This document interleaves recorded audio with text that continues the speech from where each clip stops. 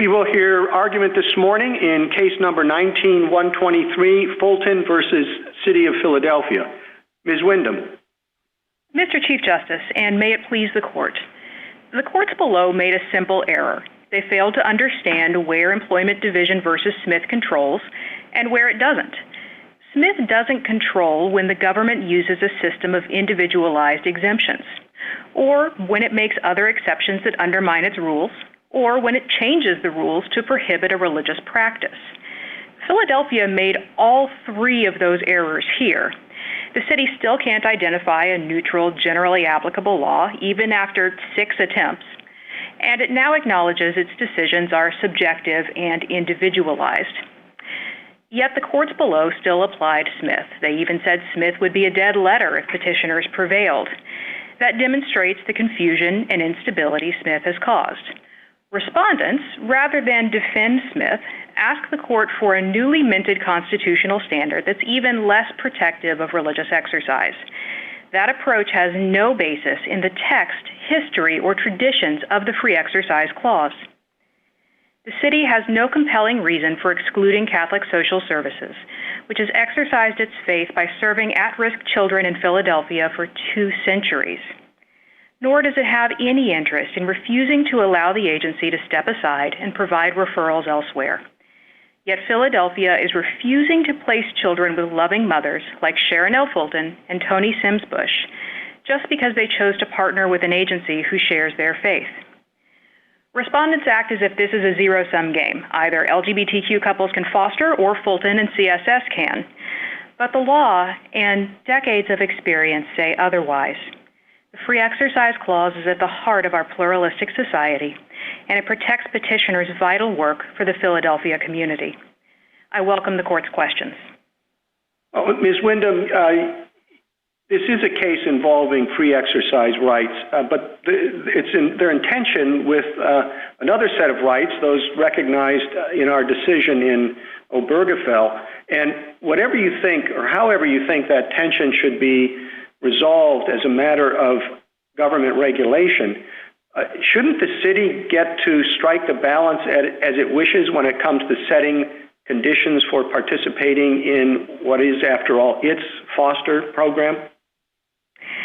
Mr. Chief Justice, I don't believe that analysis should control here for a couple of different reasons.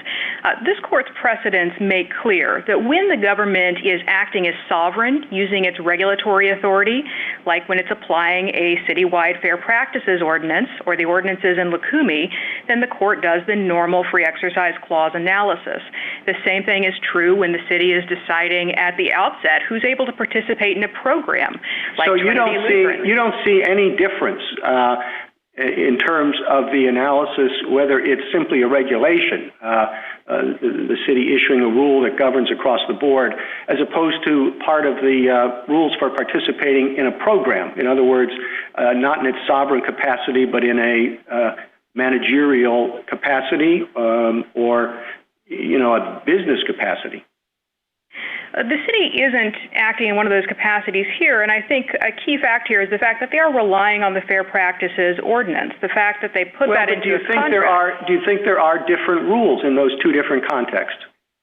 Mr. Chief Justice, if you had a situation which is unlike Lukumi, unlike licensing, unlike Trinity Lutheran or Espinoza, when the government is managing internal affairs, then the government's interests may be stronger.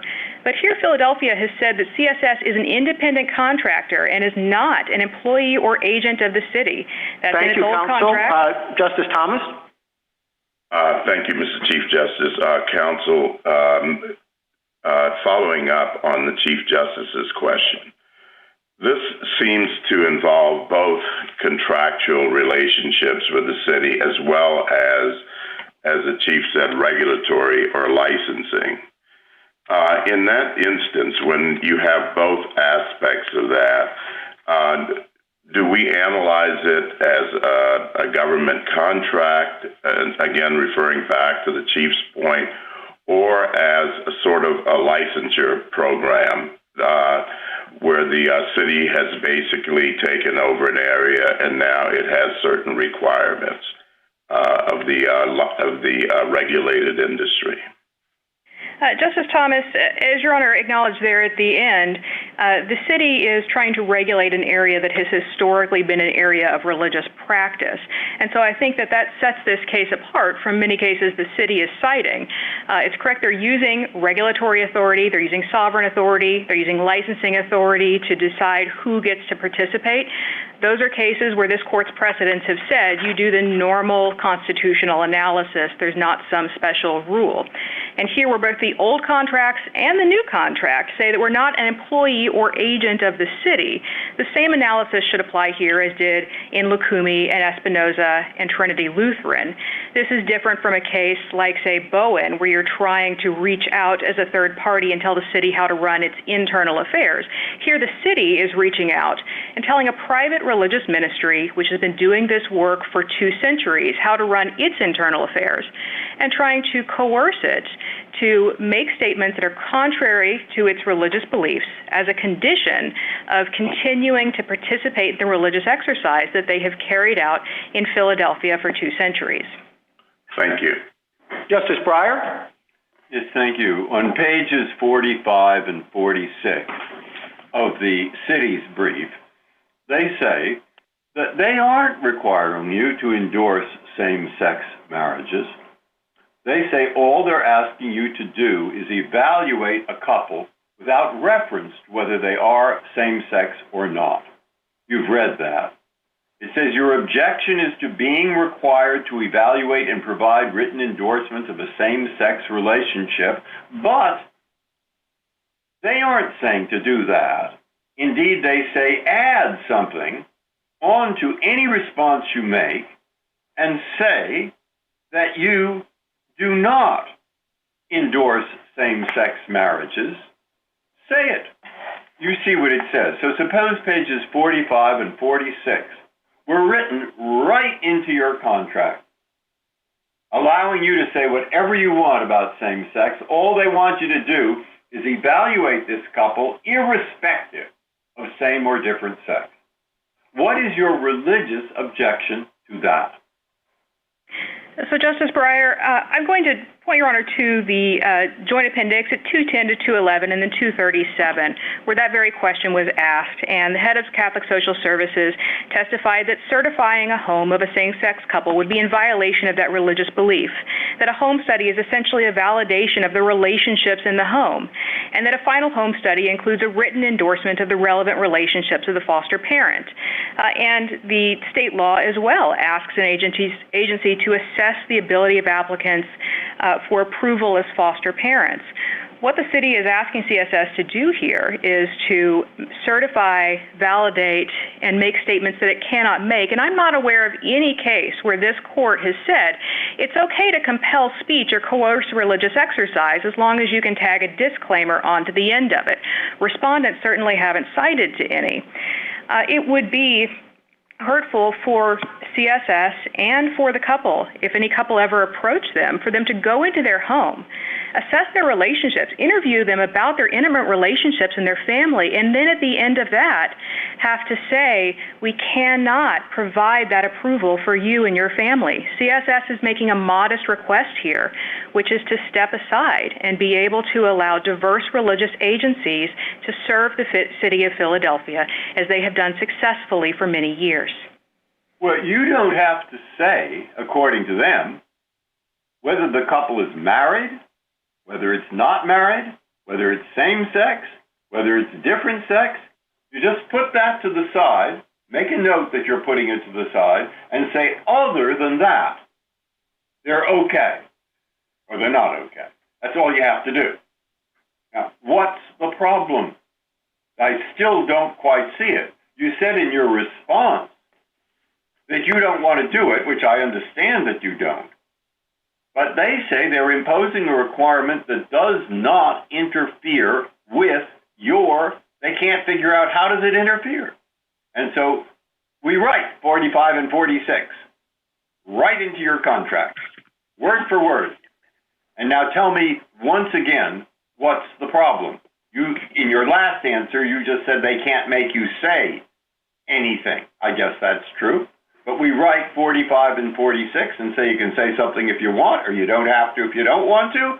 But just take same sex, different sex, and put it to the side and say, other than that, are they qualified? What they're still being asked to do is to evaluate, assess, and approve of a couple under state law and in their own written report. That's something that they have testified that they cannot do. This is also not an unknown or unusual religious belief. 11 states have passed laws to specifically protect religious child welfare providers in this context. As the USCCB brief points out, there have been agency closures across the country over this very issue. What we're asking here... Justice Alito?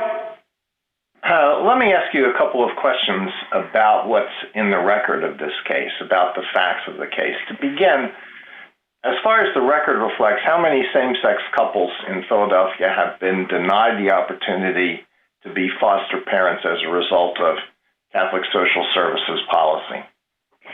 Zero. In fact, Justice Alito, none had even approached Catholic Social Services asking for this approval and endorsement.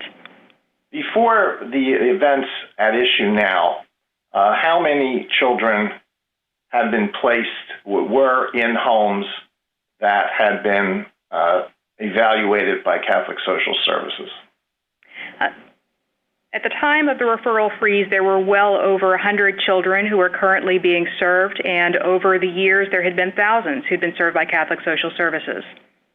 How many children are awaiting placement in foster homes in Philadelphia? According to the city of Philadelphia, at the time when they froze intake for CSS, there were 250 children who were in group homes who needed to be moved out of those homes and into family homes. This is in the best interest of the children. It's actually an obligation under state law, but Commissioner Figueroa at page 352 to 53 of the JA acknowledged that those children were still in group homes and that those children were not going to be moved into homes. They're supported by Catholic Social Services. One of your main arguments concerns the fact that there are exemptions to the generally applicable rules under the city's policy. I'm somewhat uncertain about what the city's final position is about the availability of exemptions. What is your understanding of that?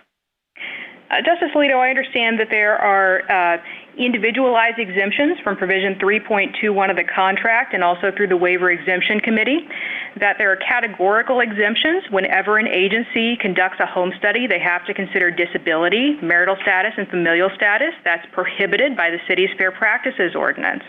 And so those are and the city itself actually deviates from the Fair Practices Ordinance, even though it is bound by it when it is making placement decisions in foster care. Well, do they make the exemptions at the initial stage or only at the placement stage? Justice Alito, the city's exemptions are at the placement stage, but for the agencies, those exemptions are happening when they're carrying out the home studies, to the exact same point in the process that the city is trying to coerce Catholic Social Services here. And of course, the Waiver and Exemption Committee could, in theory, give them at any stage. Thank you. Justice Sotomayor? Counsel, I'm interested in why you see yourself as a licensee as opposed to a government contractor. I understand that many governments throughout the country do these home assessments and certifications internally. They hire employees within the government, they set up criteria, and they're the ones who choose to certify a family or not. So why aren't you any different than a government contractor? What license are you receiving? I've never heard of a license where they pay you to take the license. Justice Sotomayor, the city is exercising a licensing authority because it is deciding which foster agencies are able to perform these services in the city of Philadelphia. But that's no different. That's no different than setting forth criteria to hire someone to do work for you. It's a lovely argument, but I'm having a very hard time accepting how when the city sets forth a set of criteria, only these people can do this work for me. That's not a license, that's an employment contract. Independent and contractor, but it's an employment contract. And the city has been crystal clear that CSS is not its employee or agent. Pennsylvania has chosen to partner with private agencies to do this work.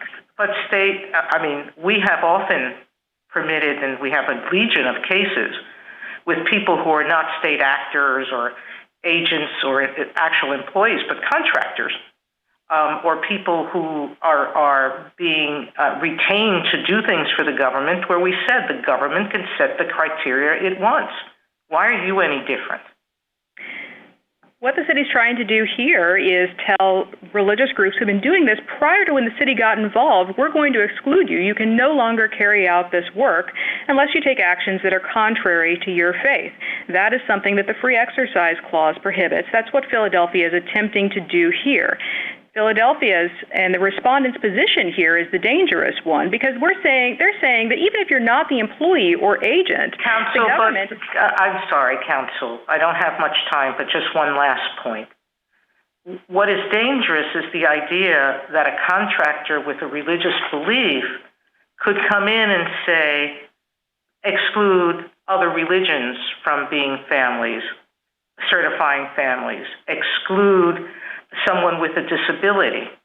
How do we avoid that? Or exclude interracial couples? Justice Sotomayor, the city actually allows agencies to exclude people with disabilities today. That's one of the exceptions that they have from their contract. No, that's not exclusion. They require an agency to be specialized in that placement. If the agency gets the specialization, it could become one. The agency actually can exclude parents on the basis of disability from providing foster care. What does that have to do with certifying a family? Meaning those are two different functions. The certification process is who's eligible, and they don't require someone to have to be married even, same sex or not. That's different than placing a child, which is governed by the best interest of the child. Briefly, Counsel? Justice Sotomayor, the state law at 55 Pennsylvania Code 3700.64 does take into account disability, including mental and emotional stability. Thank you, Counsel. Justice Kagan? Good morning, Ms. Wyndham. I'd like to take you back to the Chief Justice's opening questions and give you a hypothetical. Suppose that there is a state and it doesn't want to operate its prisons itself, so it contracts with private organizations to do so. And in the contract, there's a provision that says that no employee can use drugs of any kind. A group says that wants to operate a prison says it wants an exemption for peyote use. What would be the result in that case? Well, Justice Kagan, I think to know the result in that case, first of all, we would have to know whether the government's rules there are neutral and generally applicable. I believe the free exercise analysis would apply. Well, I guess the question that I'm trying to get at is, here's the government in its capacity as a contractor saying, a condition that's extremely relevant to the contract in its view. And shouldn't the government have leeway to do that, to just say, it doesn't matter why you want to use peyote, whether it's religious or anything else.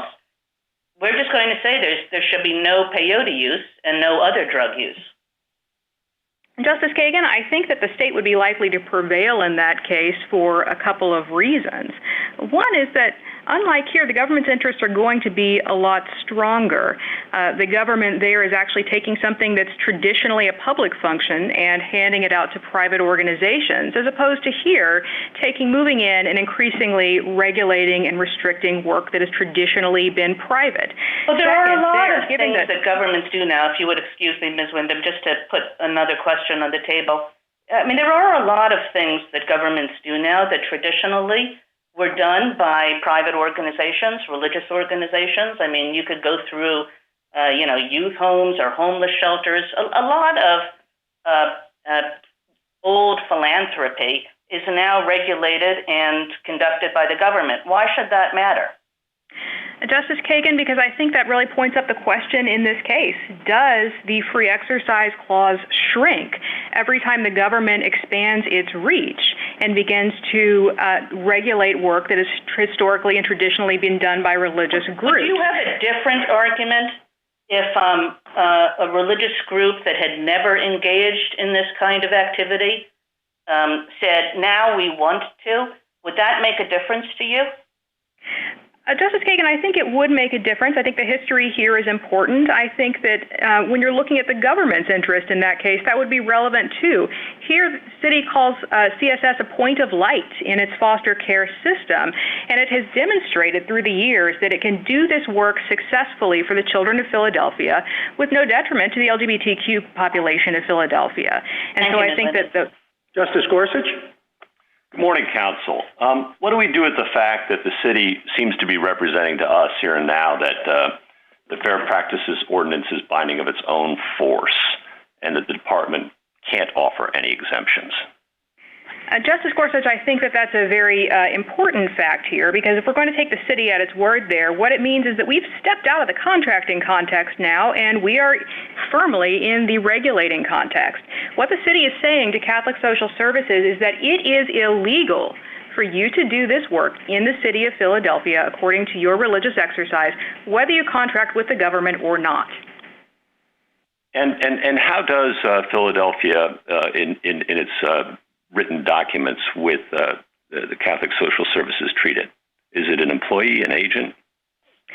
The city is quite clear at JA 634 and SA 17 that CSS is an independent contractor and shall not be deemed or intended to be an employee or agent of the city.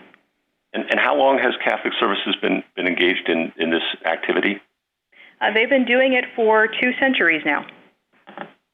Okay. And what do we do with your de facto exemption argument, given the fact that we have a finding by the district court that there are none? The district court's error there is an error of law. The district court said that it was a generally applicable law as long as it didn't prescribe particular conduct only or primarily when religiously motivated. You can see that at Petition Appendix 87. And so the district court there had the wrong idea about what counts as an exception, what counts to make something not generally applicable, and it made an error of law there. If we thought that were a finding of fact and we were stuck with it, then what would you argue? I would argue in that case, if the court did think it was a finding of fact, that under the court's decisions in Hurley and Bose in a First Amendment case, the court is going to make an independent review of the record. And that's particularly pertinent here where we're talking about the words of a contract, the words of a city law, the words of a state regulation. This is the workaday business of the courts to interpret and apply the law. And with respect to Section, I see my time's expired. Thank you, counsel. Justice Kavanaugh? Thank you, Mr. Chief Justice, and good morning, Ms. Wyndham. I want to follow up on some of Justice Alito's questions and just make sure I have some of the facts down pat here. First, as I understand it, Philadelphia contracts with about 30 private foster agencies to find and train and support foster families, and Catholic Social Services is just one of them, as I understand it. And second, if a same-sex couple ever came to Catholic Social Services would refer that couple to another agency that works with same-sex couples so that the couple could participate and be a foster parents. And then third, no same-sex couple has ever come to Catholic Social Services for participation in this program. And therefore, Catholic Social Services policy has never actually denied any same-sex couple the opportunity to be foster parents in Philadelphia. Just want to make sure those 3 facts are accurate, and you can elaborate as you see fit. That's all correct, Justice Kavanaugh, and that demonstrates first that CSS is not going to prevent any same-sex couple from being able to foster in Philadelphia.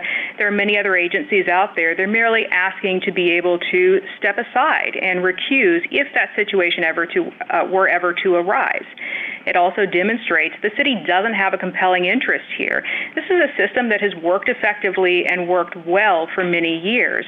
This is an unnecessary conflict. The city of Philadelphia had an easy option here, which is to allow Catholic Social Services to continue the great work that it's been doing.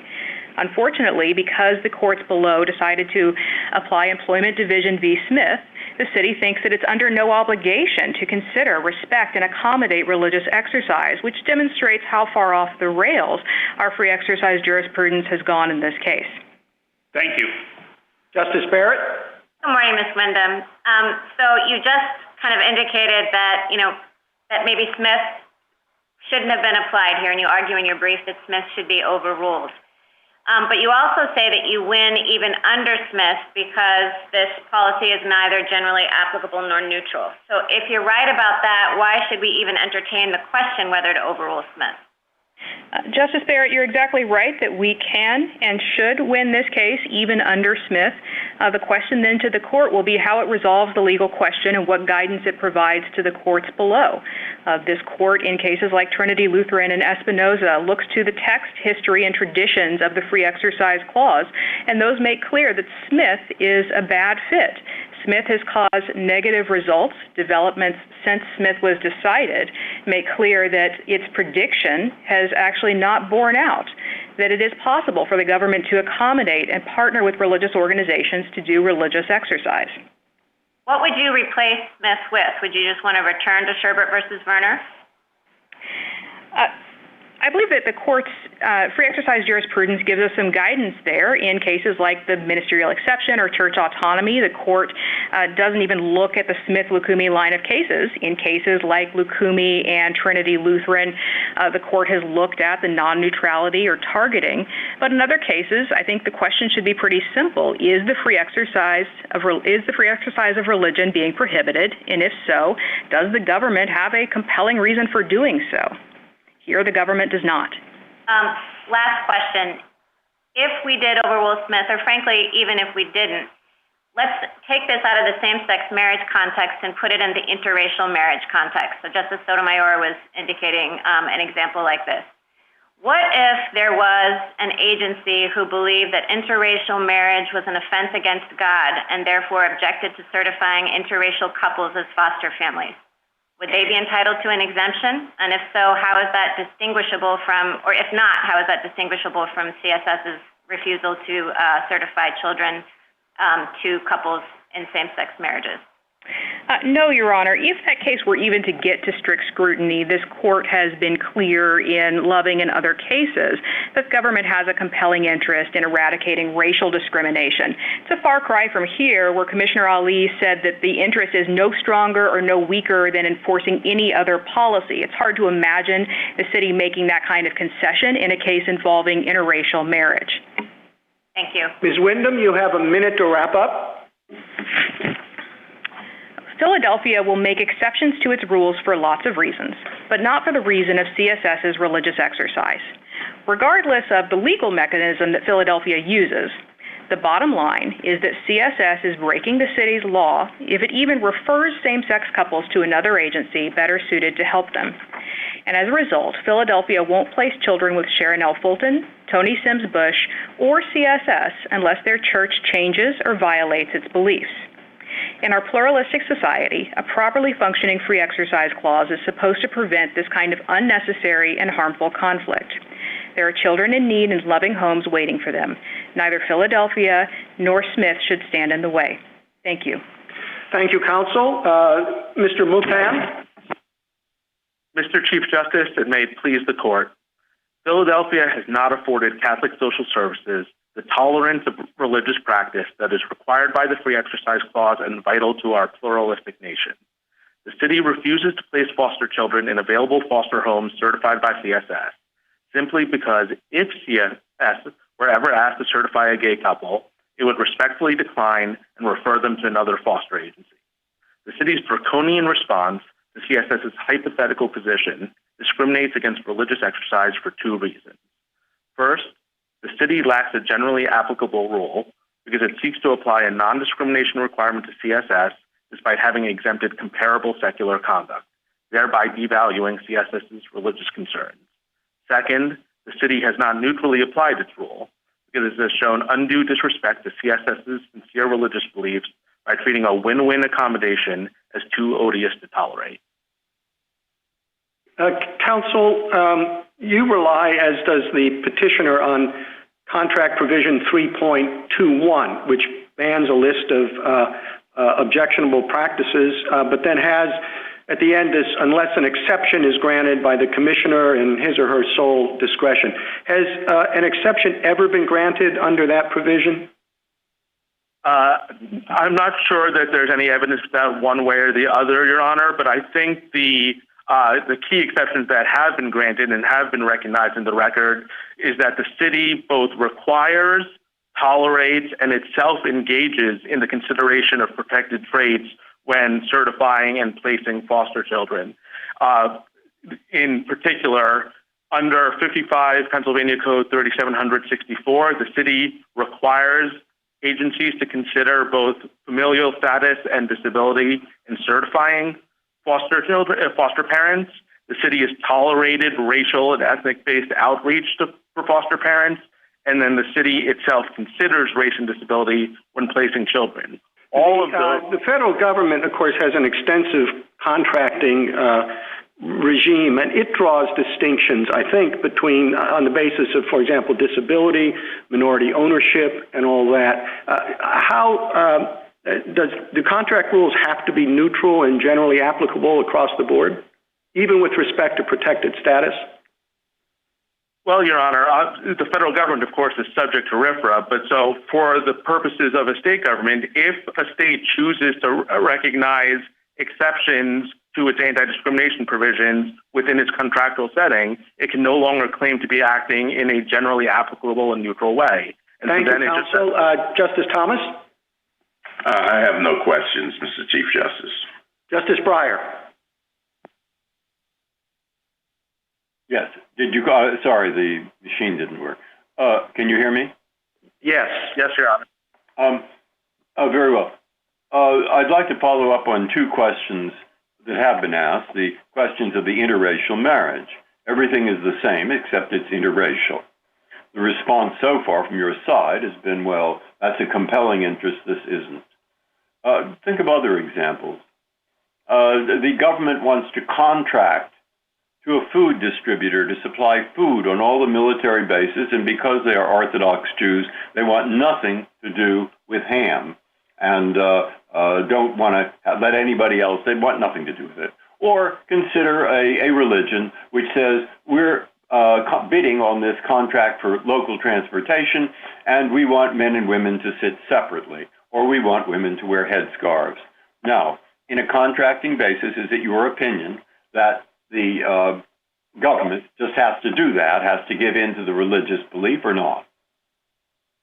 Your Honor, I think the question under our submission is whether the government is acting in a generally applicable and neutral way. So if the government has a blanket anti-discrimination provision, that would be one thing. But if, as in this case, the government has what it purports to have, an anti-discrimination provision, but then itself recognizes myriad exceptions, it is generally going to have undermined its compelling interest, and it's going to have to explain why it can tolerate deviations from that anti-discrimination provision in a whole host of areas, but it cannot tolerate a deviation for a religious accommodation. We can get other people to supply the ham, they say, and so that's all right. But we can't do anything about this, the headscarves, and we can't do anything about the interracial marriage. So in your idea, how does that work out? Well, so I would differentiate the interracial marriage from the rest of them, Your Honor. On interracial marriage, this court has made clear repeatedly that there's a particularly compelling interest in eradicating racial discrimination. You want to start, in our opinion, sorry, I want to interrupt you right here, because now two of you have said this, that we should write an opinion which says discrimination on the basis of race, constitutionally speaking, is different than discrimination on the basis of gender, on the basis of religion, on the basis of nationality, on the basis of homosexuality. All right, is that the opinion you want us to write? Briefly, counsel. Your Honor, I think this court in Pena-Rodriguez already said something very similar about how race is unique in this country's constitutional history, and eradicating that type of racial discrimination presents a particularly unique and compelling interest. Justice Alito? Didn't the court in Obergefell say exactly that? Didn't the court say that there are honorable and respectable reasons for continuing to oppose same-sex marriage, would the court say the same thing about interracial marriage? Right, Your Honor. Obergefell does say that. Loving, of course, didn't say that and never would have said that. Masterpiece Cake, in addition, also recognized similarly that there are contexts and circumstances in which gay couples can recognize and accept that there are longstanding, deep-seated, sincere religious beliefs that oppose same-sex marriage, and in a pluralistic nation that respects religious tolerance, accommodating those sort of religious practices does not undermine the compelling interest in the same. Tolerating those that religious practice is consistent with the Free Exercise Clause in a way that if you're dealing with interracial marriage, it would not, given the significant compelling interest in that context. We don't reach constitutional questions as a general matter unless we have to. That's a strong policy. But what do the arguments in this case about the complicated arguments about exemptions and the new arguments about contracting, the question whether Catholic Social Services is more like a regular licensee or more like a contractor, say about the stability of the Employment Division versus Smith precedent?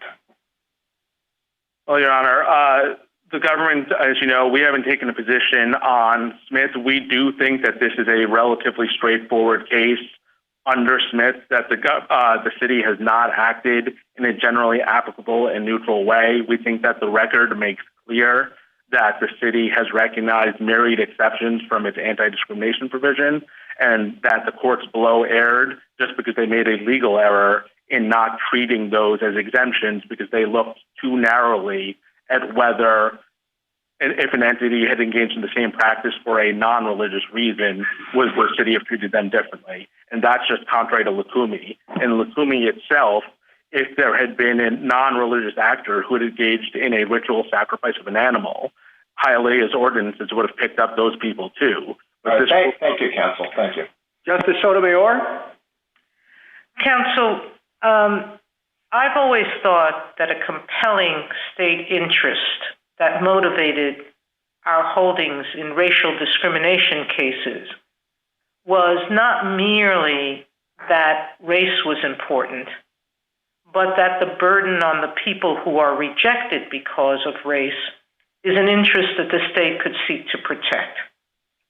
That a rejection on the basis of race or any protected category creates a stigma on that person, and that it's a compelling state interest for the state to have an anti-discrimination law on the basis of protected classes. Are you diminishing that as a compelling state interest? No, Your Honor. I think that consideration of that just cuts in the opposite direction here for two reasons. The first reason is no gay couple is being denied the ability to serve as a foster parent in this situation. First, as a may I interrupt you there? They are by this agency. CSS is saying to them, I won't certify you. It is an independent contractor with the city, and the city has said to that couple, we won't discriminate against you, but CSS, our independent contractor, doesn't want to serve you, doesn't want to certify you, not on the basis of any of the criteria that the state has set forth. You might meet every criteria the state sets forth, but they're imposing an additional criteria. So 2 points about that, Your Honor. The first is, as a factual matter, no gay couple has ever actually tried to use CSS, and I think that reflects the point. I suspect that's part of that is just natural, meaning people gravitate to agencies that are known by their community.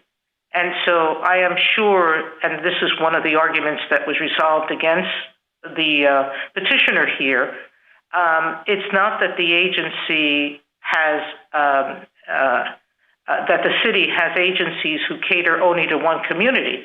It's that some agencies live in a particular community, and so more people will come to it from that community. Well, Your Honor, I think, respectfully, I think it might more reflect the point that Justice Alito made earlier, that gay couples can recognize and accept that the Catholic social services and Catholic Church has a deep-seated, sincere religious objection to gay marriage, and thus they don't seek out CSS to serve as their foster agency. But on the flip side, I think it's important to emphasize that the city's rules do consider disability when certifying foster parents.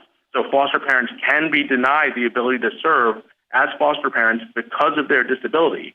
So again, the city is allowing that sort of dignitary harm that Your Honor pointed to, and they're saying that sometimes that dignitary harm isn't enough, but they're not willing to allow that to happen in this context where it's a totally hypothetical harm, and where by enforcing that hypothetical harm, they're actually harming the children they purport to serve. Thank you, counsel. Justice Kagan? Morning, Mr. Mupan. If I understood you correctly, you said that it is a compelling state interest to eradicate racial discrimination, but it is not a compelling state interest to eradicate discrimination on the basis of sexual orientation. And I was wondering where in this scale that you're using would discrimination on the basis of gender come? Would that be a compelling state interest? So, for example, if there's an agency that refuses to employ women, would the state have to contract with that agency? Well, just to be clear, because I don't, my point was that the government in Philadelphia, in this case, has undermined its compelling interest, any compelling interest it might have in eradicating sexual orientation discrimination, because it has recognized a slew of exceptions. And what I was suggesting is with respect to racial discrimination, given the significant... Do you think it is a compelling state interest to want to eradicate discrimination against gays and lesbians? I'm sorry, Your Honor, I didn't hear the beginning of your question. Is it a compelling state interest to try to eradicate discrimination against gays and lesbians? Is that a compelling state interest? So we're not denying the significance of that interest in the abstract. What we're saying is... Is it a compelling state interest, Mr. Mupan? In the abstract, perhaps, but on the facts of this case, the government has undermined that interest by recognizing... Is it perhaps, or is it yes, or is it no? Well, Your Honor, we haven't taken a position on that question, because the question in this case is whether the city of Philadelphia has a compelling interest, and the city of Philadelphia does not, because they have undermined that interest by recognizing a series of exceptions. And having recognized all those exceptions, it no longer has a compelling interest in insisting that the one situation where it cannot abide by any discrimination is sexual orientation, even though it tolerates racial discrimination, it tolerates disability. Excuse me, Mr. Mupan, you said that the city of Philadelphia could not do the same thing with respect to race. And the same supposed exceptions are there too, ready to undermine it. But you said that that would come out differently. And I'm seeking to find out a reason why. So the reason why is because racial discrimination is particularly unique and compelling, as this court has held in cases like... That's super compelling. Is that the idea? That's right. As this court said in Pena-Rodriguez, where it recognized an exception to the jury impeachment rule for racial discrimination, particularly in race is sui generis in our society in all kinds of ways. But a compelling state interest usually allows the state to act. Doesn't usually, it does. Right, and the question is whether the government has undermined that interest by recognizing exceptions. And what I'm submitting is that the exceptions that the government has recognized here don't undermine its compelling interest with respect to racial discrimination, because most of the exceptions don't even involve race, and the only ones that do involve race involve an individualized consideration of race. That doesn't... Justice Gorsuch? Counsel, can we circle back to the question whether Catholic social services should be treated as an employee or agent, and whether the city can effectively take over a service that had been provided privately for some time and take it over so much so that it regulates it pervasively, and this analysis shouldn't apply at all. Can you address that concern? In this case, while it's true that the government in some contexts gets greater latitude when it's acting in a contracting capacity, what it doesn't get is the ability to discriminate against its contractors on the basis of their religion or religious exercise. So to take Justice Kagan's hypothetical from earlier, if you have a prison with prison contractors and it allows prison guards to bring in peyote, it can't then turn around and say it won't allow prison guards to bring in ayahuasca. And the argument here is similar, that the city of Philadelphia is allowing all sorts of other exemptions for secular reasons. Well, put aside the exemptions argument. Would it otherwise be identical to a city employee or agent in the government's view? Well, no, because of the other aspect of this case that we addressed in our briefs, the Masterpiece Cake Shop type arguments about the statements that were made by Commissioner Figueroa and by the City Council. Those two. I'm asking you to put that kind of stuff aside. Otherwise, would it be similarly situated to employer agent in your view? So if you take all that, if you take both the exemptions and the statements out of the case, Your Honor, the government hasn't taken a position about how a case like that should be addressed. Our submission is focused on both the exemptions and the statements. All right. Well, let's deal with the exemptions. What do we do with the Fair Practices Ordinance and the argument by the city? And we normally take their representations about their law with some respect. The Fair Practices Ordinance applies by its own force, and that there are no exemptions here. So it's belied by their clear concession. So let me make 2 points. The first is the language of the FPO bans any differentiation or preference in the treatment of a person on the basis of any of the protected traits. And the city concedes that it considers race and disability when placing children. That's at JA 309. Commissioner Figueroa conceded it. Thank you. I appreciate it. My time's expired. Thank you. Justice Kavanaugh? Good morning, Mr. Mupan. What if Catholic Social Services were the only private agency in Philadelphia that performed this service, meaning that same-sex couples in Philadelphia simply could not become foster parents? And let's also assume there are no exemptions or other statements that are relevant to the analysis. In that circumstance, would there be any different analysis or result in a case like this? Yeah, I think that it would be a significantly harder case because the city at that point would have an interest that isn't presented here, namely the interest in ensuring that gay couples in Philadelphia would have the opportunity to serve as foster parents.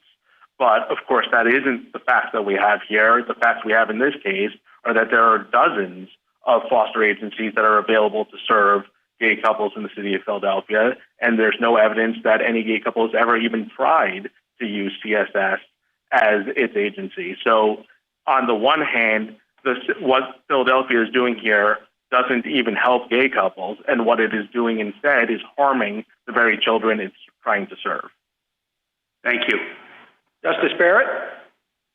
Good morning. So I'm wondering how we decide whether a law is generally applicable in the relevant respect. So you said that the city recognizes a slew of exceptions, but none of them are for the same-sex anti-discrimination requirement. So it's not quite the same thing as granting an exemption, say, for like Sunday Sabbath observance, but not Saturday Sabbath observance. That's a more apples-to-apples comparison. So how do we go about identifying what the relevant factor is in deciding whether a law is generally applicable? So, Your Honor, in this case, the city claims to be enforcing its Fair Practice Ordinance, which prohibits differentiation or preference in the treatment of a person on the basis of a string of protected traits. And they recognize exemptions for a variety of those traits. Now, it's true that there's an example of them recognizing an exemption for sexual orientation, but unless they could say that for some reason sexual orientation discrimination is the one type of discrimination under which they can abide no exemptions whatsoever, even more so than race, even more so than disability, it reveals that those are comparable traits and they're recognizing exemptions in other contexts for the best interest of the child. But here, when the children would be better served by recognizing an exemption for CSS that would allow CSS to continue to provide this work, the city refuses to do so. That is the sort of lack of religious tolerance and the lack of neutrality that cases like Lukumi and Fraternal Order of Police in the Third Circuit are focused on. What if the ordinance said expressly that there shall be no exemptions permitted with respect to the same-sex marriage anti-discrimination requirement, period, and then had another section which permitted some exceptions as the city employs here, like in considering race, for example, in the placement of a child? Would that be generally applicable then? The same-sex anti-discrimination requirement, I mean. I think it presents a harder question. I think we would still say that in that case, in the absence of any argument for why sexual orientation is the one form of discrimination that can't abide any exceptions, even more so than race, that the city was essentially making a value judgment in the same way that in Lukumi, the city allowed killing for certain reasons but not other reasons. You can always imagine parsing out the statute in a different way and sort of gerrymandering the statute so that the provision that's being applied to the religious entity has no exemptions and that it's other sub-provisions that have all the exemptions. Ultimately, though, the question is whether the government is devaluing religious interests vis-a-vis secular interests, and we think that's what's happening here because the government is recognizing exemptions for the best interests of the children, Thank but you not for doing Council, Mr. Mupan, would you like to wrap up for a minute? Thank you. I think here, Your Honor, at the end of the day, what the city has done is worse than cutting off its nose to spite its face. What it is doing is cutting off homes from the most vulnerable children in the city, despite the Catholic Church. The government itself requires, tolerates, and itself engages in various forms of discrimination on the basis of protected traits for the best interest of children, but then it turns around and refuses to abide by any form of discrimination with respect to sexual orientation in order to deny an accommodation to the Catholic Church. And the statements that have been made by various officials make clear that the reason they're doing that is because they view this as some sort of odious anachronism, rather than, as this court has recognized, a decent and honorable view that people can recognize and accept in a country that's committed to religious tolerance. Thank you, Counsel. Mr. Capdio? Thank you, Mr. Chief Justice, and may it please the Court. This case is not about private activity or beliefs. When an FCA signs a taxpayer-funded contract, it is delegated government power to inspect and approve foster families under Section 3700 of the Pennsylvania Code. A universal clause in every contract bars sexual orientation discrimination when carrying out that delegated power. That clause contains no exceptions, and it applies equally to every FCA, religious and secular alike. CSS says the Constitution compels the city to give it a different contract. There is no precedent for such a thing. This is, as the Chief Justice said, the city's own program and its own words of the state. The government has broad powers to impose conditions on contractors like CSS that stand in the government's shoes, performing government functions. Ms. Wyndham even admitted that the government has more leeway as a contractor. She just said CSS isn't one. That's all the debate narrows down to, and the contract is clear that they are. Ruling otherwise would insert federal courts into contracting decisions in all 50 states and imperil government services in many spheres. It means FCAs could discriminate against LGBT kids or categorically against foster parents on gender or religion. Justice Sotomayor asked that question apart from race, and I didn't quite hear a response from the other side. And this is not a hypothetical. The district court's hearing revealed CSS to require a clergy letter showing foster parents were active members of a congregation. Other FCAs discriminate by religion, such as against Catholics and Jews in South Carolina. Petitioner's rule would compel governments to permit all these practices, balkanizing foster care agencies and ending their openness to all. And finally, CSS says it was targeted for its beliefs, but the district court found after 3 days of live testimony that never happened. The Third Circuit agreed, and nothing my friends have said comes close to the very obvious and exceptional showing of error that the two-court rule requires to reverse that. Counsel, if a foster child requested not to be placed with a same-sex couple, would you take that into consideration in placing the child? So that's at a very different stage. That's at a matching stage, and we certainly, I think, have come across the idea of foster parents, and we said they can't request a particular race. I'm not sure if we've had the question of the child itself, but I do want to say that's a very different thing, as Justice Alito was saying, that child matching stage. At that stage, you're looking to the best interest. This case is about the pool stage and who is eligible at all to be a foster parent, and the record is clear. I suppose there's certainly different context, but the question is, at least in certain contexts, you are comfortable with the concept of discriminating in this program on the basis of sexual orientation. But you have a very strict rule. You said there'll be no exceptions to CSS's similar taking into account of the sexual orientation status of the would-be foster parents. No, Mr. Chief Justice, it's the same rule at both stages. So at the pool stage, there's a categorical bar against any discrimination. It's always up to the parent's choice to work with an FCA. Now, at the child matching stage, that looks to the best interest of the child, like the federal standard, and that in all 50 states. That doesn't categorically exclude anyone. It looks to all potentially relevant considerations. What my friend on the other side is doing is taking one thing, which is the very, very narrow limited use of race that's taken into account as part of the best interest of the child, which is mandated by state law. And I asked the city, when have you ever taken race into account? They could only find one instance, and that was when a kid used racial slurs, so they avoided that placement of the kid with someone of that race. That's a very different thing. Justice Thomas? Thank you, Mr. Chief Justice. Mr. Katyaldi, you place, obviously, in your briefs and your argument today, a lot of reliance on the fact that, on your point that CSS is a contractor.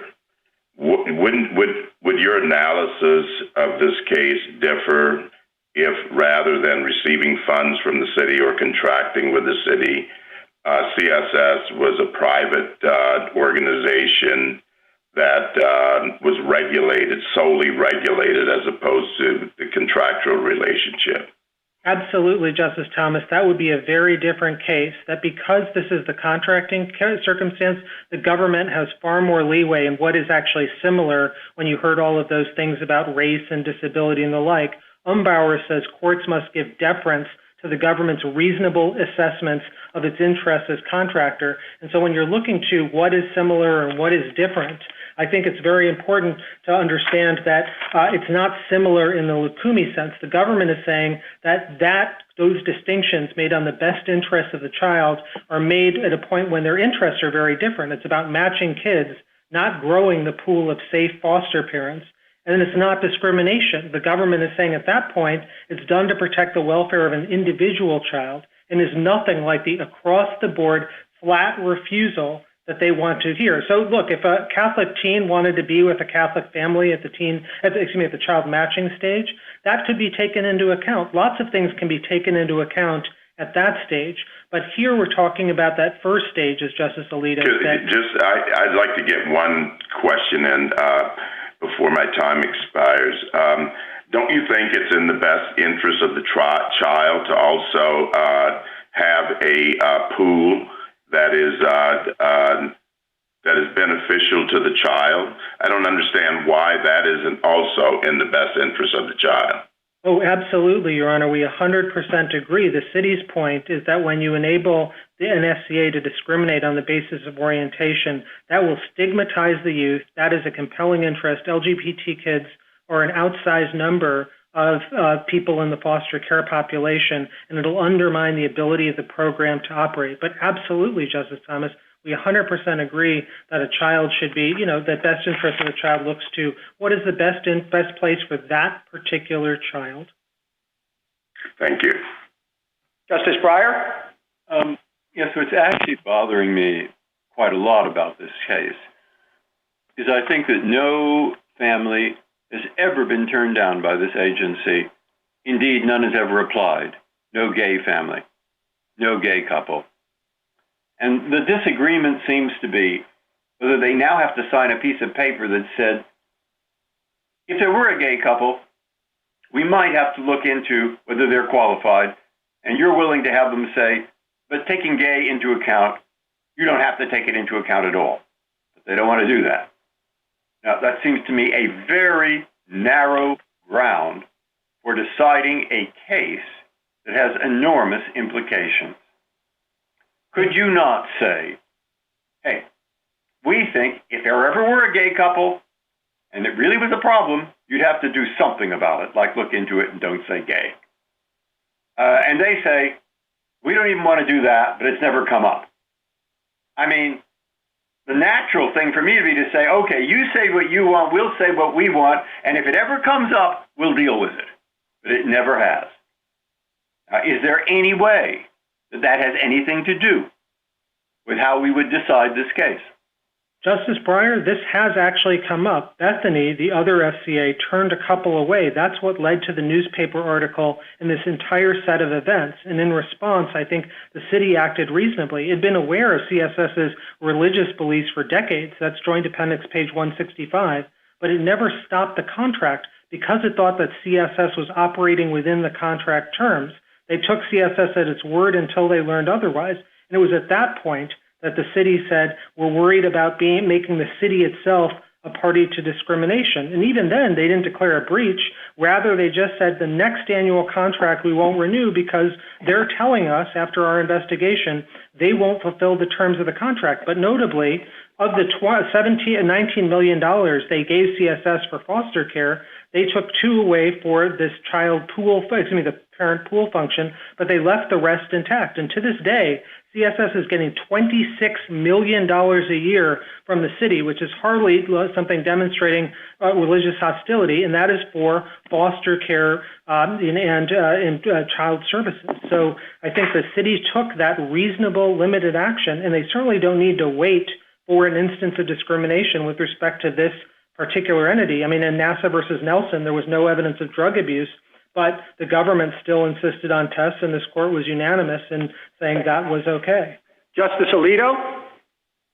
In your brief in opposition, when you were trying to persuade us not to take this case, you represented that the city had adopted an exemption waiver committee, quote, to ensure that in the future, any request for a religious exemption of the sort at issue here would be directed to the waiver exemption committee and handled through the procedures that it establishes. Page 15. Was that accurate? That is accurate, Your Honor. That we said at page 15 that the city had established after the events that gave rise to this case in its law department something to, quote, address waiver and exemption requests. That's a general committee. That's not even about foster care agencies, not even about religion. It's a general committee for everything. Well, the plain meaning of that statement is that if CSS or another religious organization came to the city and said that we do not, it is contrary to our religious beliefs to certify a same-sex couple, there would be consideration of an exemption. Your Honor, the city's policy, the city's view on this has been clear from the start. They can't make exceptions on the basis of the Fair Practices Ordinance at all when it comes to things like this at the parent pool stage. There are some exceptions that can be done under 3.21 at the matching stage when the child is matched with an agency, but that's really just about DHS making an individual referral to a particular agency at that limited, particularized stage. Well, if that's the city's policy, then the statement that I just read seems to me to be quite misleading, but I'll move on from that. Look, if we are honest about what's really going on here, it's not about ensuring that same-sex couples in Philadelphia have the opportunity to be foster parents. It's the fact that the city can't stand the message that Catholic Social Services and the Archdiocese are sending by continuing to adhere to the old-fashioned view about marriage. Isn't that the case? Absolutely not, Justice Alito. The text, of course, of all of this doesn't say anything like that. As the District Court and Third Circuit found, going evidence by evidence, piece by piece, they rejected that idea. And I think, Justice Alito, the most telling fact about that is right now, the city is giving that very entity, which you're saying that we can't stand and the like, $26 million a year for foster care. I think the annual Supreme Court budget, that's like 1/3 of the annual Supreme Court's budget. We're doing that every single year for this entity. Well, as far as the record reflects, what Catholic Social Services has done has not denied any same-sex couple the opportunity to be foster parents. And because they would refer such a couple, if one were to come to them, to one of the many agencies that is willing to do what is necessary for them, there's no realistic chance that that is ever going to happen. But the city, nevertheless, is willing to cut them off from participation in this program, even if what that means is that there will be foster children there will be children in Philadelphia who will be denied the opportunity to have foster parents. That's what the record shows, isn't it? Justice Alito, three things. One, we are very happy to talk about the record because we don't think it supports that at all. Indeed, it supports that CSS told us that if this happens, this is precisely what they would do. It did happen with respect to Bethany. Second, that was the exact colloquy you and I had many years ago in NASA versus Nelson when the petitioner said, hey, there's no evidence of drug abuse, you got to wait for it. And your unanimous opinion for the court said, no, the government doesn't need to wait in order to act. And that's particularly so, and this is my third point here, because here the government has identified the most compelling of interests in protecting its own wards of the state. It needs to maximize the number of parents in the pool and avoid stigma to parents and to youth. Justice Sotomayor? Counsel, is there any evidence that since CSS has not been a part of this program, that less children have been placed overall? Absolutely not, Justice Sotomayor. In fact, as a district court, the record found the opposite. And that's also true in other jurisdictions that have adopted non-discrimination policies, such as D.C. and Illinois. That's all in the 22 states brief. And the ABA has studied this particular issue and found that these non-discrimination policies increase the number of people available, not decrease, because these policies of discrimination deter people from entering the pool in the first place. Have Catholic family numbers reduced since CSS hasn't been a part of this program? I don't think we have numbers on Catholic specifically, but we do have numbers, for example, from Massachusetts, that when Boston Catholic Charities withdrew, other agencies filled the gap so that there were more kids in foster care then than now. And we certainly welcome the idea of CSS and other Catholic entities protecting and working with the foster kids. That's why we're giving them $26 million a year to do so. We tremendously value what they're doing. We weren't looking for some sort of fight here. Obviously, the city was torn up about it, but they looked at the stigma, they looked at the need to increase the pool, and they looked at and thought about the fact that you couldn't have FCAs just grafting on new requirements to a contract that they themselves signed. Going to that issue in terms of tolerance, because that seems to be part of the questioning of some of my colleagues, and you're addressing it by saying there's tolerance in their work in other areas. They're receiving a tremendous amount of money for their work with foster children in other ways. But looking at this under Smith, that pool, when you say there's two different pools, one is the pool of can you become an eligible family, and then there's the pool of placing a child. How do you see Smith addressing that? I think what Smith does is, at least in the contracting context, give the government wide latitude. You wouldn't even need it, because I think we would win even in the sovereign context. But I think the fact, what you'd be asking is this really a similar circumstance at the pool stage or at the child matching stage? And they're really different interests. That's what the government is saying, and different harms. And across the board, flat refusal of a government agency to say, hey, the doors are closed to you entirely, is very different from the sort of individualized best interest of the child determination that they are focusing on. And, they focus on disability as well, but that absolutely misstates the record, because it's state law that requires foster care agencies to have a special license for disability needs. That's all that's about. Again, that's not discrimination. That's specialization to meet a child's needs. Has any parent been, other than disability, but that's because they can't meet certain criteria that's independent of their disability. They can't do certain things for the child, which are required. But has there ever been an agency that has or an exemption granted on the basis of a protected characteristic? No, Your Honor. The one thing that I said, and we don't think of it as an exception, we think of it as an application of the best interest of the child, was when a particular child used racial slurs, and so they avoided placement of the child with someone of that race, just for the safety of that individual child. That is Justice so fundamentally different. Mr. Katyal, I'm concerned about Section 3.21 of the contract.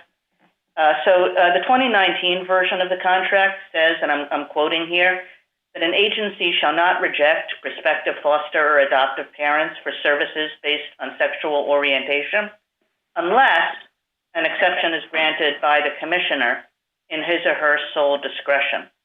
So why isn't that exactly the kind of exemption that CSS wants here?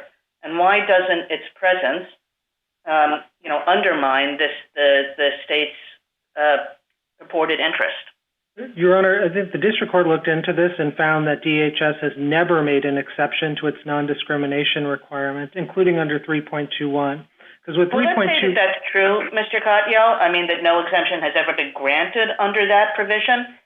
I mean, I read Smith and Lukumi to say that you can't get out of it so easily, that as long as there is an exemption, as long as it exists, as long as you could rely on it in the future, that there is not neutrality here. Well, I disagree both at the law and then with respect to the facts. So with respect to the law, Your Honor, Smith doesn't say that the mere existence of a system triggers strict scrutiny. It says you can't give exemptions discriminatorily. So if the city was exempting secular organizations from non-discrimination rules, but not religious ones, that would be what would trigger strict scrutiny. And we know this because Smith said an across-the-board criminal prohibition is a paradigmatic of something that is generally applicable, but that's also obviously the paradigmatic example of something with exemptions and broad discretion, as this court's opinions in Armstrong and McCleskey recognize. And with respect to 3.21, Your Honor, it does two basic things. First, it says that it bars FCAs from rejecting a referral from DHS, and a referral can only be from DHS, and indeed their blue brief at page 13 admits that. And then the second thing it does is it says DHS can make an exception to that. It says, quote, provider shall not reject a child unless an exception is granted by the commissioner. So that's about like if the child lives far away or something like that. We're not going to force the FCA to take it, but there's nothing about any sort of categorical or classification on race or gender or anything like that with respect to 3.21. And it certainly hasn't happened in practice, which is actually, I think, the standard of Smith. Thank you, Mr. Katyal. Justice Gorsuch? Good morning, counsel. I'd like to follow up more or less where we left off. There seems to be some lack of clarity about which stage we're at here, whether we're at the matching stage or we're at the screening stage. As I understand it, this case is about the screening stage, whether Catholic Services would be eligible to participate in the program at all. Is that correct?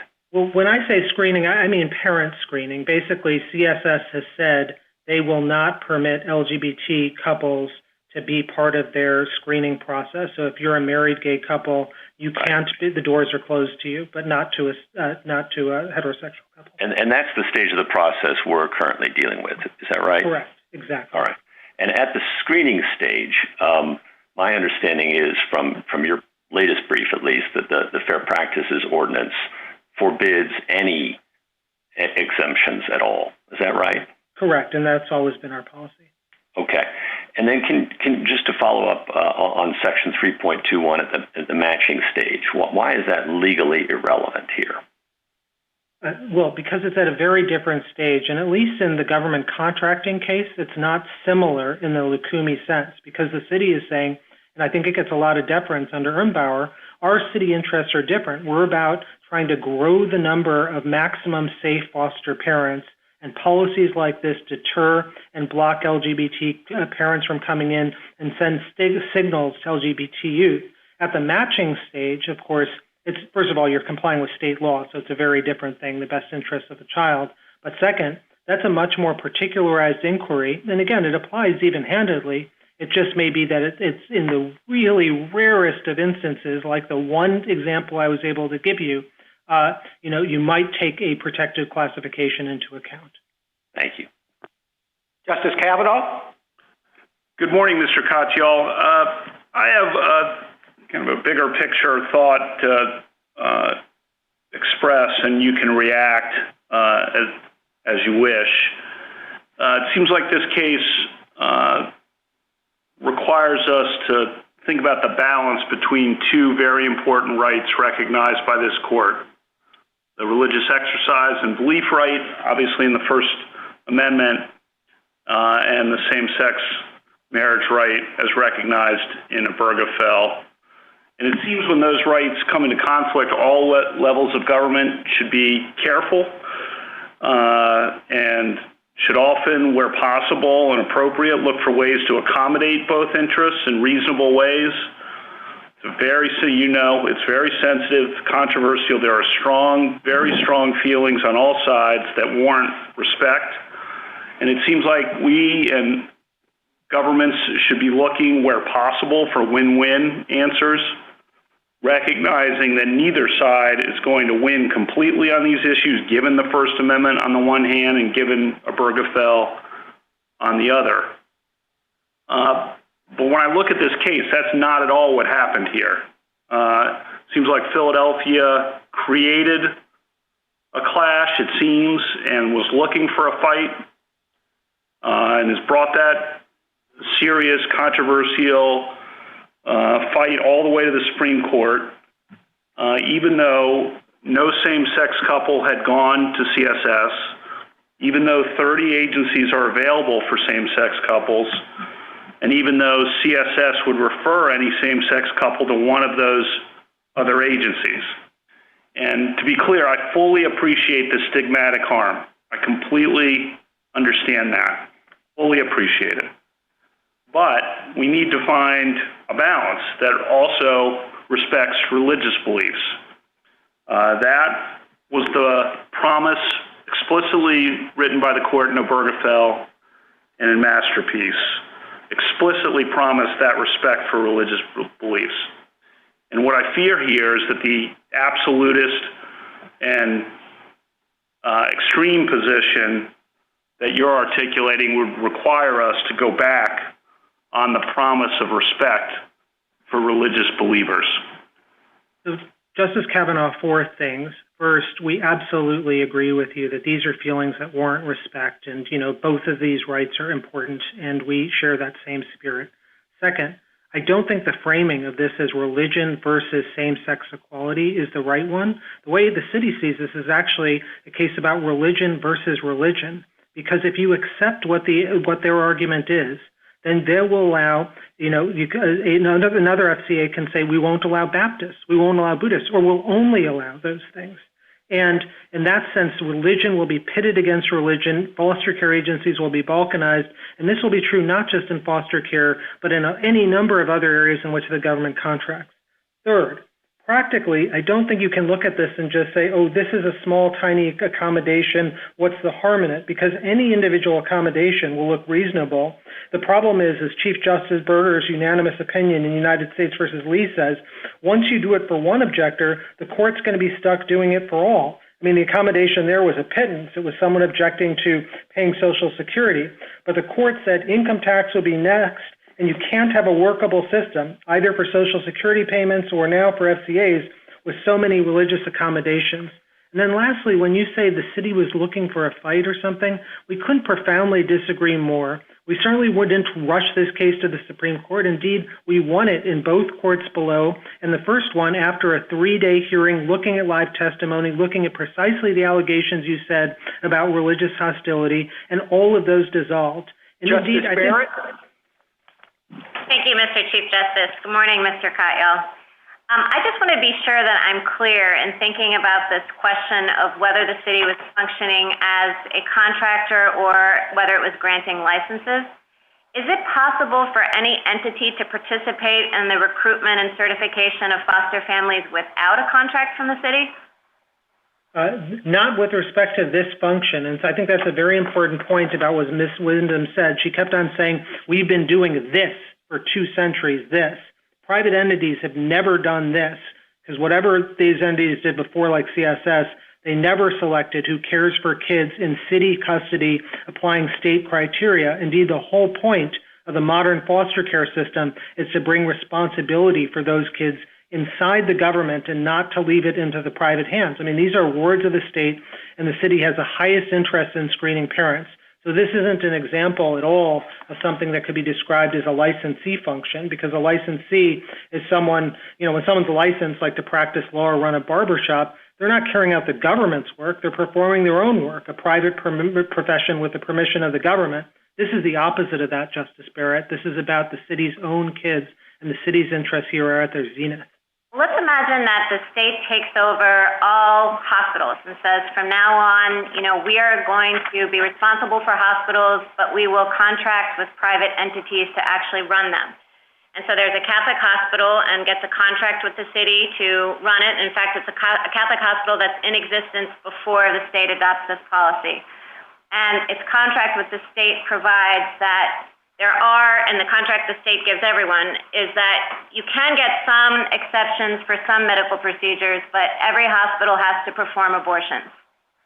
In that context, do we analyze this as a licensing question, or given that the Catholic hospital can't even enter the business without this contract, do you still say that this was the provision of a contractual service? So three things, Your Honor. First, this isn't just factually, this is not a monopolization case at all, contrary to what my friend says. After all, they still have $26 million, the lion's share of their foster care budget, so it's not as if we're occupying the field or something like that. With respect to your hypothetical, I think there are two problems.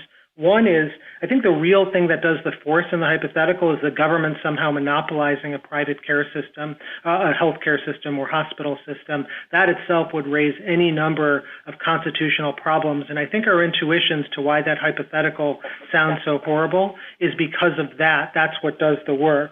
And a minute to wrap up, Mr. Cottiel. I'd say three things are notable. First, this case, I think as Justice Scalia might say, comes as a wolf. Petitioner's rule would enable an FCA to exclude parents of any religion, from Buddhist to Baptist, and this court, because it can't second-guess the reasonableness of a belief, it opens the door to all sorts of claims. Indeed, this very case, the clergy letter, and it radiate far beyond foster care to all government contracts in all 50 states. Second, the city would act the very same way if a secular FCA discriminated, and the flip side is true too. The city contracts with Bethany, which is open to same-sex couples despite its religious opposition, and the city continues to contract with CSS to the tune of $26 million. These three indicia, a uniform policy, continued contracting with Bethany, and continued contracting with CSS itself, are strong evidence the two courts below got it right. And finally, my friends never overcome the two-court rule on neutrality. After 3 days of live testimony, the trial court found the preponderance of evidence favored the city. For these reasons, we ask the unanimous judgment of the Third Circuit be affirmed. Thank you, counsel. Mr. Fisher. Mr. Chief Justice, and may it please the court, I think what makes this feel like a hard case is that CSS is doing valuable work. It is acting based on traditional religious beliefs, and it may appear that the cost of accommodating it would not be too high. But that overlooks two serious problems with CSS's claim. First, CSS is not acting in its private capacity, but rather as a government contractor. Its claim, therefore, implicates the government's managerial interests, as well as the imperative that governmental services are made even-handedly available to all citizens. And second, free exercise claims cannot turn on judicial assessments of whether religious views are honorable or offensive. If the Constitution requires accommodation here, then Mr. Cottiel said, all manner of other allowances must be made for foster care and other service agencies. And because there's no constitutional difference between independent contractors and government employees, CSS's position would also imply, for example, that police officers could decline on religious grounds to enforce particular laws. Prison guards could insist on evangelizing to inmates. The implications go on, but the upshot is this. Whatever rules might govern free exercise claims outside of government contracting, the city's anti-discrimination requirement is constitutional because it is a reasonable rule governing the selection of those who will care for children in the city's custody. Mr. Fisher, suppose that the city of Philadelphia decides that it doesn't like the message that the church having an all-male priesthood, the message that conveys. It doesn't want to expose foster children to that belief in foster parents, and so it terminates CSS's contract because of the church's the church's belief in that respect. Are they free to do that? I think there'd be two big differences between that and this case, Mr. Chief Justice. Number one, as the court recognized in Hosanna Tabor and the like, clergy members of the church and the way that they are structured within the church raise establishment clause questions and free exercise questions that are entirely different from a government contracting scenario like this on their own terms. And second of all, I don't understand any way that that rule would relate to the carrying out of foster care services. The core question here is whether the government is imposing a reasonable condition on the carrying out of services. The way it would relate is the same way that the same-sex ban, because of the church's view on it, CSS's, is that they think it's stigmatizing, that it sends the wrong message for foster parents to belong to an entity that discriminates on the basis of gender. No, I think that the stigma and the harm that the city is looking to avoid is the discrimination with respect to people participating in the program. That's very different than the church's own structuring of its own internal clergy and its own internal operations. Thank you, Counsel. Justice Thomas?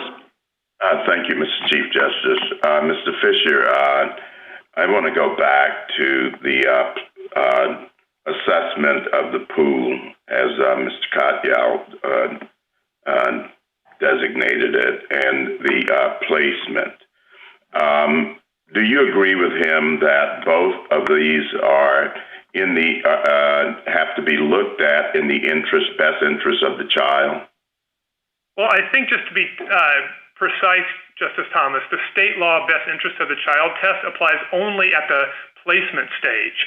That's unique to the placement stage. I think what Mr. Katyal was saying is that, of course, the city and the state are going to establish rules for family certification at the outset in the general interest of children, but specifically speaking, the best interest of the child test that comes into matching, and just as under federal law and under other state laws, applies only. So, on what? I'm sorry to interrupt you. It's just we're short on time, but. So what would be the standard? Why the assessment of the family then? If you say statutorily it's only the placement that's in the best interest of the child, what's the policy behind assessing the family? I think the idea behind assessing the family goes to the core of the reason why this is a city program, is that these are children in city custody, and so the city is establishing criteria that are going to govern which people are allowed to undertake that. No, I mean generally, what are you looking for? You're looking for people that can provide care and loving environments and safe environments to kids. And why are you looking for that kind of a family? Pardon me? Isn't that ultimately just for the best interest of the child? I think that's one way to think about it, Justice Thomas, which is why I think Mr. Katyal answered your question that way. I'm just trying to be precise about the way the law works here, which is that the standards for certification are laid out in Pennsylvania Code Section 3700.64, and the best interest of the child standard is not present there. It's simply a list of secular criteria that the agencies are being asked to apply. Thank you. Justice Breyer? In general, what have you thought should be the right rule? I mean, I've always thought that Smith is a problem or a solution to a problem that nobody could figure out how to answer it. If your opponents win, it's pretty hard to see how all kinds of government programs can exist with every religion making exceptions every which way for every kind of reason. Sincerely, too. If you win, it's pretty hard to see how, for example, a religious group that wants to meet on Sunday, the only place to hold services, but there's a fair no parking sign and they can't do it. I mean, they can't even hold religious services. And we could think of lots of examples like abortion and so forth. And that, I think, is what led Justice Scalia to that more absolute rule. He couldn't figure out another one. So have you anything there that you can suggest? After all, RFRA is one way, but RFRA, they can change Congress if we make a mistake. The Constitution, you really can't. That's why I asked the question, just to see what's in your mind. Right, Justice Breyer. I think that Justice Scalia, for the reasons he laid out at Smith itself and in the City of Bernie concurrence, reached a quite reasonable conclusion that is right on its own terms and entitled to stare decisis effect. But the most important thing I would tell you here is that you don't even have to ask that question. The court recognized before Smith itself, in cases like Ling and Roy, that when we're dealing with internal affairs of the government and its own operations, the different test applies. And the test that I would say governs this case, which is really quite narrow in this sense because it's a government contracting case, is the test the court laid out in NASA versus Nelson, where the court asked whether it was a reasonable rule that the government was insisting for its contractors. And actually the court in that case used the phrase internal operations. So all you have to do is put Nelson together with Ling and Roy, which tell you that the free exercise clause allows the government the same power when it deals with its internal operations. Justice Alito? Do you think it's fair to say this is simply a government contracting case when Catholic Social Services and other agencies cannot participate in this activity at all, an activity in which some of them at least have been participating long before it was taken over by the state, unless they are approved by the city? Even if it's partially a contracting case, is it not also partially a licensing case? For two reasons, we don't think it is, Justice Alito.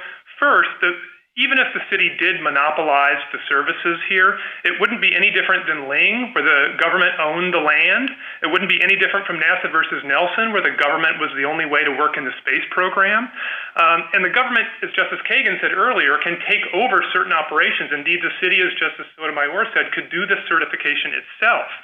But also I want to answer Justice Alito in terms of the history, and I want to echo what my friend Mr. Katyal said, which is that yes, the same term, foster care, is used that was used historically, but it's a completely different program now because the children are in city custody, and we're talking about selecting people. Government has expanded at all levels, and it has taken over more and more programs that were previously conducted by private entities. What if the government took over all provision of assistance to homeless people? Would that, and an issue arose about whether a private entity could participate in that charitable activity. Would you say that's purely a contracting case? I think I might have to hear a little more, but in general, I do think the government could take over something like homeless shelters in a given county or community. I don't think there's any way to draw a line between what the government can and can't take over. Well, what about Justice Barrett's example of a hospital? What if the state were to take over all hospitals and then contract that out to private entities? Well, I think that's really hard to imagine exactly how that would work. We know healthcare is such a uniquely complicated context, and I think that even in systems where the government does take over healthcare, private options are still available, so it's hard for me to understand exactly how a hypothetical along those lines would play out. Well, you're just disagreeing with the hypothetical. I don't think it's hard to imagine at all, but if you accept the hypothetical, then what's the answer?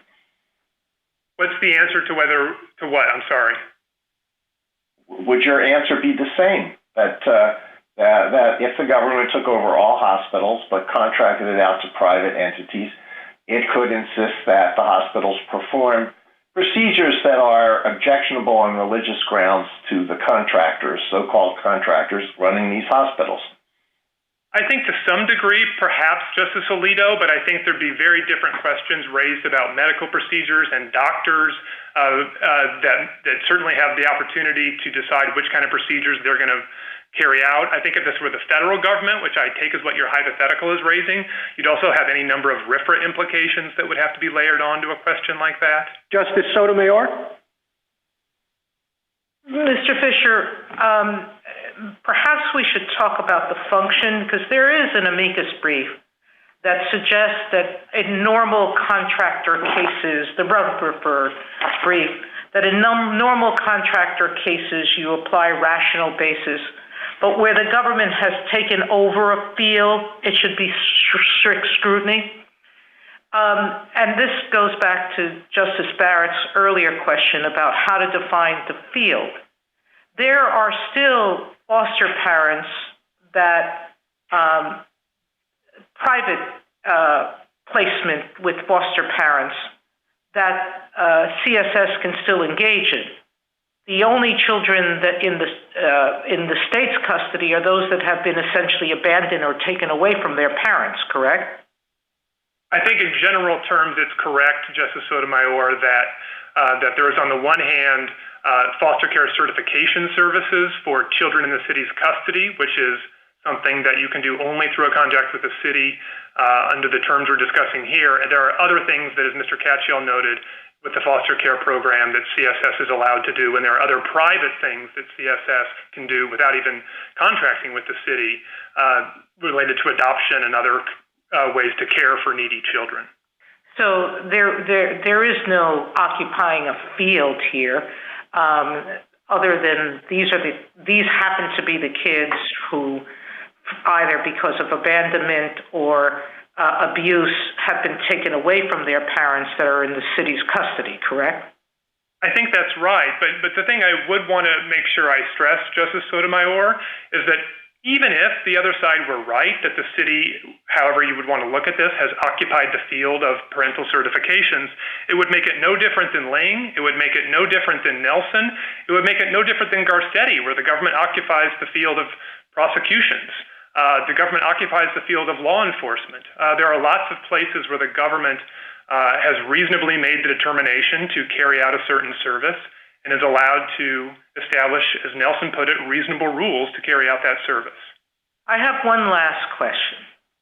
If one wanted to find a compromise in this case, can you suggest one that wouldn't do real damage to all the various lines of law that have been implicated here? Well, I think, Justice Sotomayor, the place to start in that respect would be where Justice Breyer started earlier today with the city's concession at pages 45 and 46 of his brief, that if what CSS is concerned about is a perception that by participating in this program they are endorsing marriage for same-sex couples, that they can disclaim that and make very clear that all they're doing is following state law and to carry out a government function on the government's behalf, and they are not purporting to speak for themselves in any certification. Justice Kagan? Mr. Fisher, the Solicitor General's main argument here is that the city has undermined its asserted interest in non-discrimination by having a series of other exemptions to the one that's other exemptions that similar to what CSS wants.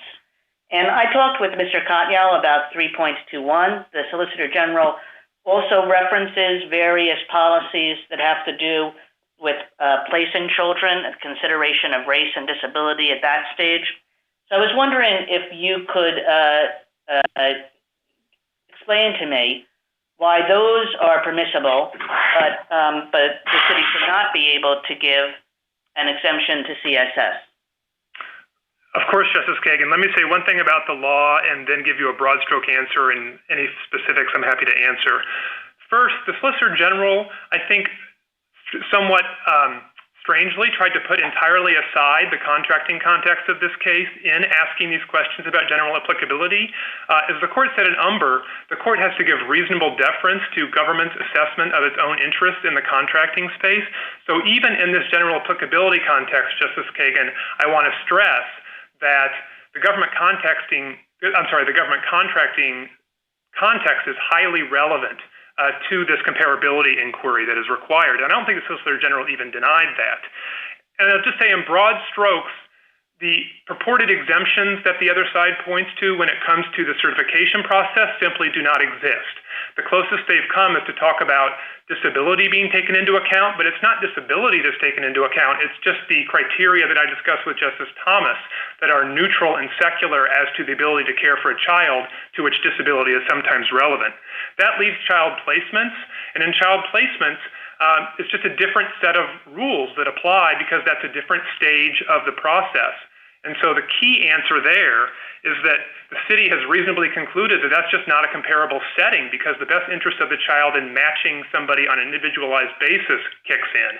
And that's not the scenario at the certification stage, where all we're asking is whether somebody can care for children. And back to the question about a compromise, CSS has not disputed that same-sex couples are equally able to care for children. And so we think the placement scenario is just entirely different. Thank you, Mr. Fisher. Justice Gorsuch?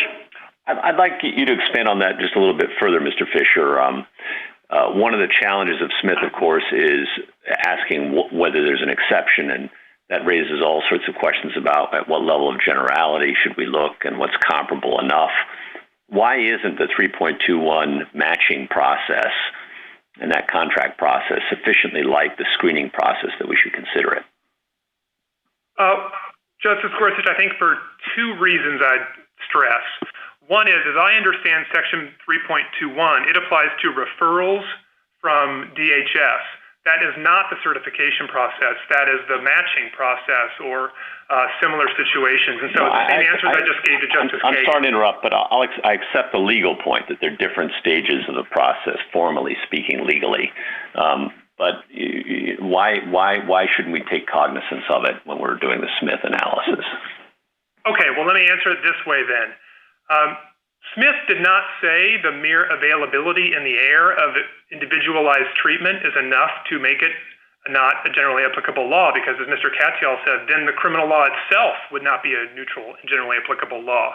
You have to have some disparate treatment of religious reasons versus secular reasons. That's what Justice Alito said in the Fraternal Order of Police opinion that the Solicitor General relies on.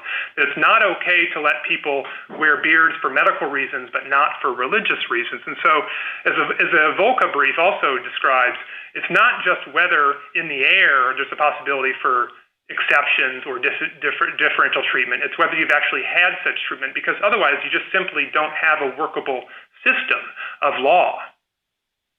Thank you. Justice Kavanaugh. Good morning, Mr. Fisher, and welcome. Thank you for your, and I want to thank all the parties for their excellent briefs and arguments and all the amicus briefs, which have all been very valuable in thinking through these issues. Just a couple questions to just confirm a couple things factually here. You agree, I assume, that Catholic Social Services does important, valuable work for vulnerable foster children in Philadelphia? Of course, yes. And then do you agree that a same-sex couple in Philadelphia can become foster parents by going to one of the 30 agencies? Indeed, do you agree that no same-sex couple has ever gone to CSS? And if they did, that they would be referred to one of those 30 agencies? Do you disagree with any of that? Justice Kavanaugh, no, I don't as a factual matter, but remember that the same-sex couple was turned away from Bethany, and the caution I would give you to rely too heavily on this 30-agency idea is that, remember, we don't know how many agencies will discriminate against people based on sexual orientation, religion, or other characteristics if the city is required to grant exemptions. And I don't think the court wants to go down a road of having to count up how many agencies at the end of the day are discriminating on what basis. As you yourself asked, what if there were just one agency? What if there were 2 or 3 or 5? I think that's a really difficult area for the court to have to get into. Well, I agree with that, but arguably the response to that might be we shouldn't be looking for problems before we confront them. Fair enough, Justice Kavanaugh, but remember, you don't even get to this set of questions because this is a government contracting case, and as the court said in Nelson, you just ask whether the government position here is reasonable, and the government has 2 eminently reasonable interests it's seeking to vindicate here. One is to treat all citizens equally when people are carrying out the government's own programs and not to balkanize its services. And secondly, the government just has a managerial interest. As I was just describing, if you have to start granting exemptions, all of a sudden running a program through the government gets very, very hard, even to the point where the city might just say, the heck with it, we're going to take this in-house and do it ourselves. And I don't think anybody disputes that the city could do that. And once you've admitted the city could just do these certifications itself, it seems very odd to conclude that CSS is entitled to insist on its own rules when it's carrying them out on the city's behalf. Justice Barrett? Good morning, Mr. Fisher. I have a question about something that some of the amicus briefs brought up, which is this third-party harm principle, the principle that religious belief can never give a believer the right to harm a third party, even slightly. I'm wondering if you agree with that, and if so, if you could tell me where in law the principle comes from. Justice Barrett, I'm not sure that that's true as a categorical rule. I think that, as some of the questions have pointed out this morning, when you get into situations like this, you need to balance the free exercise interests on the one hand against whatever the governmental interests are on the other, at least in the abstract. So I think that, as I was just saying to Justice Kavanaugh, you don't get to a balance of the harms in this particular case because it's a government contracting case, and all you ask under Nelson is whether the government's rule is reasonable. But even if you did get to that, and even if it were relevant whether there were third-party harms, as I was just describing, we would say there are serious governmental harms, and there are also private harms. We've talked about people being turned away in Philadelphia, and the amicus briefs tell you they're turned away elsewhere. But remember, there's also a deterrent effect. If people are aware that the government program allows discrimination, they may never enter the pool in the first place. There's no brochure that tells people, this agency is for people of your kind, and these other agencies for people of the other kind. And frankly, if there were a brochure in that respect, it would just make it all the worse. So I think there are very real harms here, Justice Barrett. I wouldn't take the categorical view, though. I want to sneak in one other question. I think we would agree that there's really not any circumstance we can think of in which racial discrimination would be permitted as a religious exemption. Can you think of any example in which saying, as CSS has done here, that they will not certify same-sex couples, that where an objection to same-sex marriage would justify an exemption? Or is it like racial discrimination? Well, Justice Barrett, I think for purposes of your analysis here, it is like race discrimination. I understand that race is special in many ways in the court's jurisprudence, but as Justice Gorsuch stressed in Masterpiece Cake Shop, it is the proudest boast of free exercise jurisprudence that we do not judge the legitimacy or the offensiveness of religious beliefs if they are deeply felt, which, as we know from the Bob Jones case, for example, some religious organizations do have deeply felt views about interracial marriage. I think the court would have to accept them. And then the only question would be whether the compelling interest test applies differently in that scenario. And I don't think it would. It's a matter of just compelling interest law. The court has said not just that governments have an interest in eradicating race discrimination, but also in JC's, the court said sex discrimination. As we know from last term in Bostock, this could be thought of as sex discrimination. And so I just don't think you could draw a line in this context between sexual... A minute to wrap up. Mr. Fisher? Thank you, Mr. Chief Justice. I think I would just leave you with the last a couple of the last points I was making, which is I don't think anybody can dispute that if the city wanted to do this work itself, it could. And so the only question that you have is whether the analysis is any different because the city is operating through an independent contractor. In cases like Nelson and Ling tell you the answer is no. Also, Russ v. Sullivan, a case we haven't yet discussed today, tells you the answer is no. And so that just leaves the arguments the Solicitor General is making about neutrality and the like. And I think the irreducible fact in that respect is that the city here would not allow this discrimination for any reason. The district court found this at page 85A to 88A. I don't think anybody really thinks that this kind of activity would have been allowed in 2018 or going forward for any provider for any reason. And for that reason, we think that this is a case one way to think about this is a case about equal treatment versus special privileges. The city has satisfied the equal treatment requirement, and it's not required to give special privileges here. Thank you, counsel. 3 minutes for rebuttal. Ms. Wyndham? Thank you, Mr. Chief Justice. 3 quick points. First, the discussion this morning has confirmed that Philadelphia does not have a neutral and generally applicable law. They have waivers and exemptions. They let agencies consider factors that are prohibited under the Fair Practices Ordinance, and they don't follow that ordinance themselves.